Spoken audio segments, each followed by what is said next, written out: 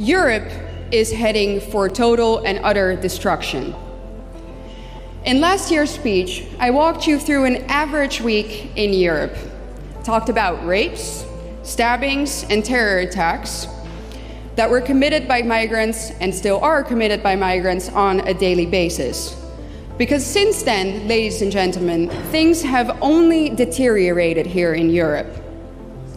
Many experts have been warning for years now that a civil war is impending. But I believe that our reality is actually worse than that.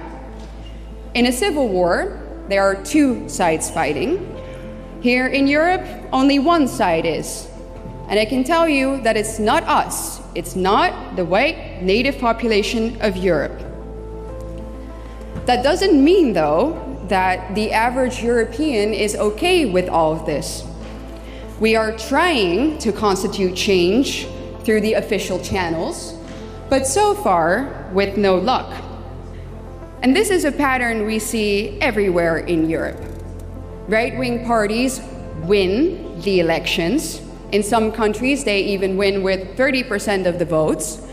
But since they never gain an absolute majority, coalitions have to be formed.